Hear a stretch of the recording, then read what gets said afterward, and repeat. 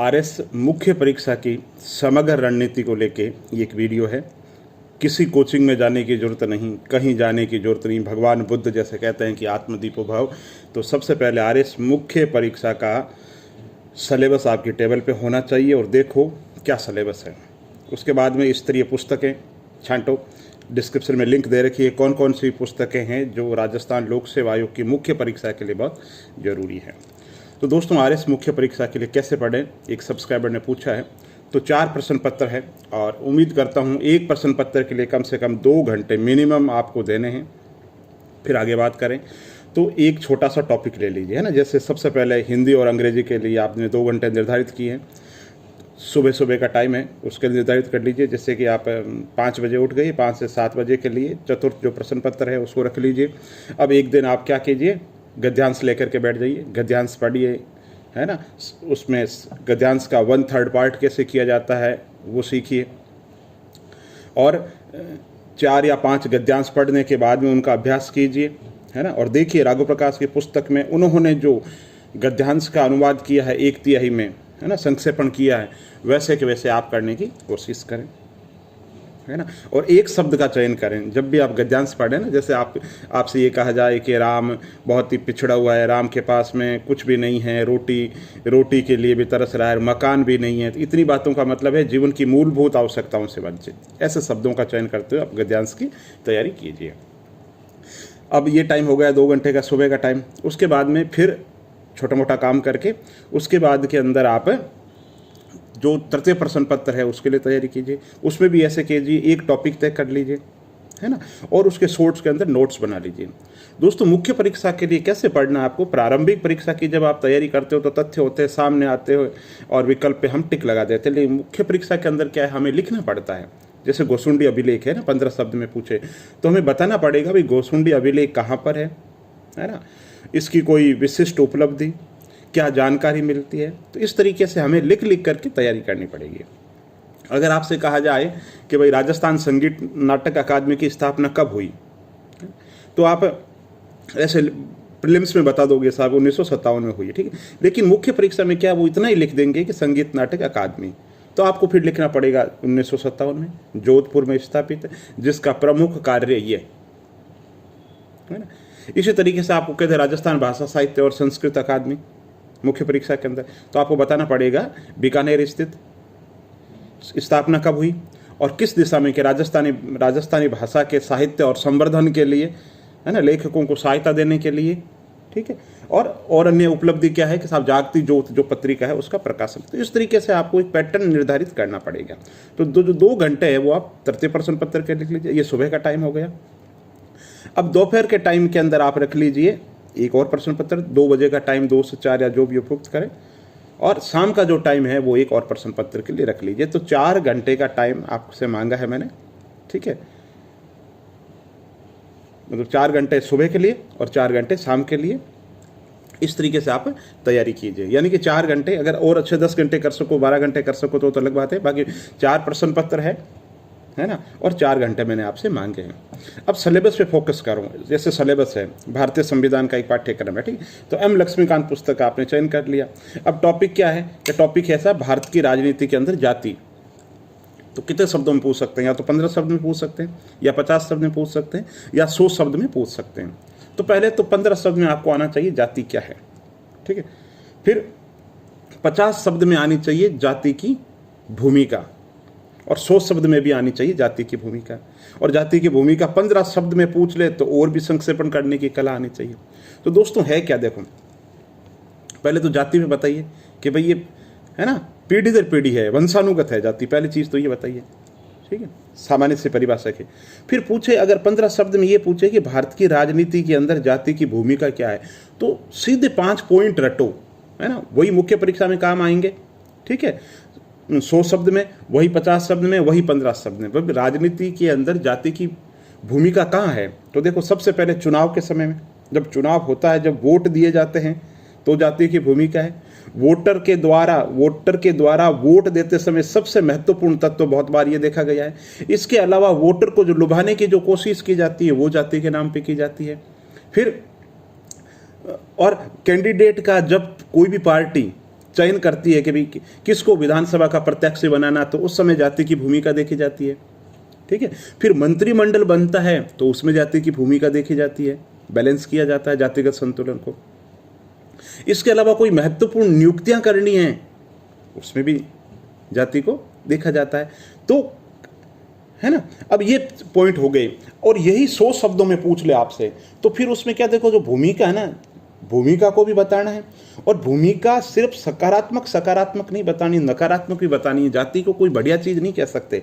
तो बताओ कि भाई जाति की नकारात्मक भूमिका भी है, 2 पॉइंट या 3 पॉइंट नकारात्मक भूमिका भी बताओ कि राष्ट्रीय एकीकरण के अंदर, नेशनल इंटीग्रेशन के अंदर जाति बहुत ही बाधक तत्व है। ये चीज़ भी आपको फोकस करनी है। ठीक है, फिर जाति आवश्यक बुराई है, इस तथ्य को भी आपको उल्लेख करना है।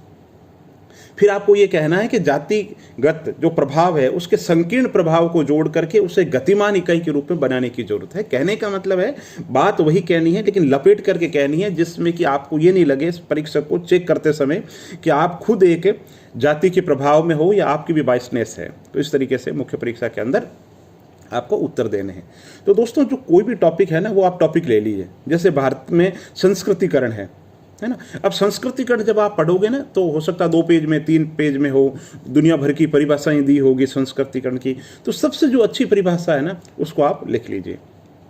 कैसे, है ना, है क्या कोई भी परिभाषा। देखो, जब आप लोक प्रशासन में परिभाषा को परिभाषित करो तो लिखो वह लोक प्रशासन की अवधारणा, प्रबंधन में लिखो तब लिखो वह प्रबंध की अवधारणा, दर्शन शास्त्र में लिखो तब लिखो वह प्रबंध की वह दर्शन शास्त्रीय अवधारणा, नीति शास्त्र में वह नीति शास्त्रीय अवधारणा, राजनीति के अंदर वह राजनीतिक अवधारणा। तो इस तरीके से आपका जो उत्तर है ना, वो शुरू होना चाहिए, क्योंकि भाषा में प्रवाह होना चाहिए। तो संस्कृतिकरण के अंदर किसने दी कोई भी अवधारणा, क्या साहब इसने दी। और अगर किताब का नाम है, किसी किताब में दी और उसका लिख सको और सामने कोष्टक में साल लिख सको, तो सोने पे सुहागा। फिर समाजशास्त्री एम श्रीनिवासन द्वारा जो भी साल है, उसमें इस पुस्तक के अंदर दी गई समाजशास्त्रीय अवधारणा, जिसमें निम्न जाति के लोग उच्च जाति के लोगों से तादात्म्य स्थापित करने के लिए उनके खान पान, रहन सहन, विचार आचार, है ना, उनको अपनाने की कोशिश करती है। तो इसमें भी जो निम्न जाति उच्च जाति का अनुकरण करती है, उसमें जितने ज़्यादा पॉइंट डाल सको ना, उतनी बढ़िया है। इसी तरीके से आपको समाजशास्त्र ये परिभाषा पूछे कि भाई ये है क्या है, तो यानी कि विशेषताएं, संस्कृतिकरण की विशेषताएं क्या है ना। तो उसमें 7 परिभाषाएं दी जाती है, 7 तत्व बताए जाते हैं, है ना। सारी परिभाषाएं जब खत्म हो जाती है तो कहा जाता है कि निष्कर्ष रूप से ये कहा जा सकता है कि संस्कृतिकरण वह है। तो वो जो 7 पॉइंट लास्ट में निकल के आते हैं ना किसी भी किताब के अंदर, वो किसी भी विषय के लिए कोर पॉइंट है, उस विषय की आत्मा है।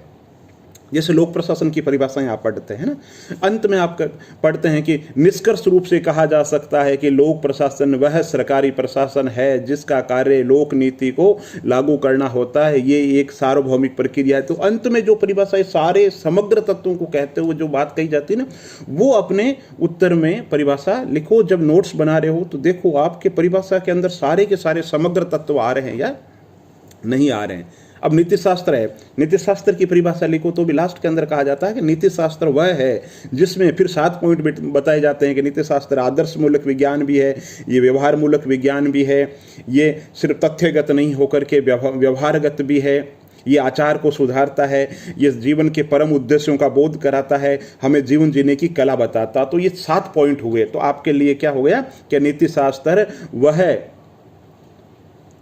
अवधारणा है जिसमें, तो कहने का मतलब है मुख्य परीक्षा के लिए आप जब नोट्स बना रहे हो इस तरह पुस्तकों से, तो सारे के सारे तत्व आपके आ जाने चाहिए। जैसे मैं आपसे पूछूं, आप यूँ समझो कि मुख्य परीक्षा में उत्तर कैसे लिखना है, मुख्य परीक्षा की तैयारी कैसे करनी, क्योंकि बुक्स मैंने डिस्क्रिप्शन में लिंक दे दिया कि कौन कौन सी किताबें हैं, तो वो आप देखना।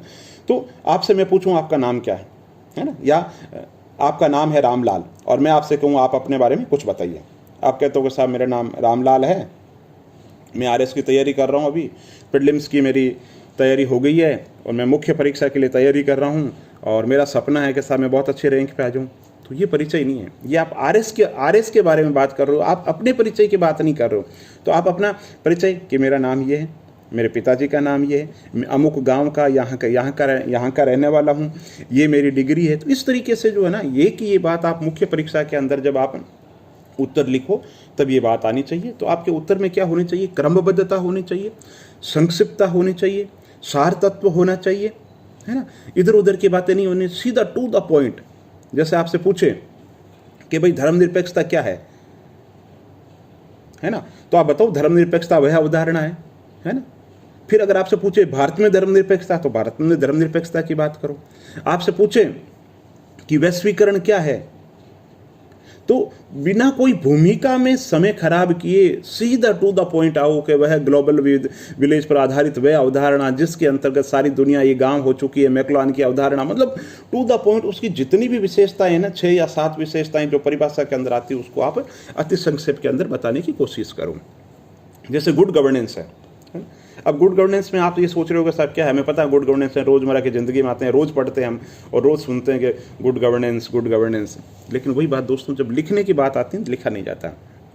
घर से जो रटा हुआ होगा ना, देखो लोग सच बताते नहीं हैं और गप्पे मारते हैं कि साहब हमने तो कोई तैयारी नहीं की, मुख्य परीक्षा में सीधा लिख के आ गए। दावा है, गारंटी है, जब तक यहाँ घर पे नहीं लिखोगे अच्छा उत्तर नहीं लिखा जाएगा। प्रेम सुख डेलू कहते हैं कि मैंने एक एक क्वेश्चन के लिए इतनी प्रैक्टिस की, ये हाथ है ना यहाँ पे निशान हो गए। तो दोस्तों जो सच्चे कैंडिडेट है वो यही कहते हैं कि मुख्य परीक्षा के लिए लिख लिख करके अभ्यास करो, जितना लिख सकते हो लिखो और जितना बोल सकते हो बोलो। जैसे कि आज अभी गुड गवर्नेंस में बता रहा हूँ ना, तो गुड गवर्नेंस के अंदर 15 शब्द में पूछे तो घर से फिक्स पैटर्न रखो कि विश्व बैंक द्वारा 1988 में दी गई, 88-89 में जो भी इनमें दी गई वह अवधारणा जिसमें विधि का शासन, कोमा जनता की भागीदारी, कोमा उत्तरदायी संवेदनशील प्रशासन और 3-4 पॉइंट जोड़ करके इसमें जोड़ है। और यही चीज़ 50 शब्द के अंदर आपको कहे तो आप बता दो विश्व बैंक द्वारा प्रतिपादित, कोष्टक में साल दे दो, वह अवधारणा जिसमें इन चीज़ों पे 7-8 पॉइंट उनका नाम बता दो, इन चीज़ों पे जोड़ दिया गया है। साथ में बात बता दो भारत में कौटिल्य द्वारा समर्थन या कौटिल्य द्वारा भी विकसित, ठीक है। फिर आप इसके अंदर बताओ कि वर्तमान, जब 50 शब्द में पूछ रहा है तो 3-4 पॉइंट ही बता दो कि गुड गवर्नेंस के लिए सरकार के द्वारा क्या क्या चीज़ है। तो सरकार के द्वारा पब्लिक चॉइस बात हो गई, सूचना के अधिकार की बात हो गई, ई गवर्नेंस की बात हो गई, लोक सेवा गारंटी अधिनियम की बात हो गई, जनता की भागीदारी के लिए नागरिक चार्टर की बात हो गई। तो इस तरीके से सवाल कैसे पूछा जा रहा है उस हिसाब से उत्तर लिखना है। लेकिन आपको तो बस जो भी टॉपिक सिलेबस के अंदर दे रखा है आप ये मान करके चलो कि मुझे इसके लिए 15 शब्द, 50 शब्द और 100 शब्द रात को उठाकर भी पूछे कि साहब राजस्थान में मुख्य सचिव के पद की स्थिति, तो ये लो साहब 15 शब्द में ये, 50 में ये और 100 में ये। इस तरीके से आपकी तैयारी होनी चाहिए। तो दोस्तों वीडियो बहुत लंबा होता जा रहा है, अगर जो अभी तक बताया उसका सार तत्व बताऊं तो यही है कि सिलेबस पे फोकस करो। पिछले सालों के जो प्रश्न पत्र है उनमें से सवाल उठाओ, खुद लिख करके अभ्यास करो, दोस्तों को दिखाओ कि भाई मैंने जो उत्तर लिखा है वो कैसे हैं।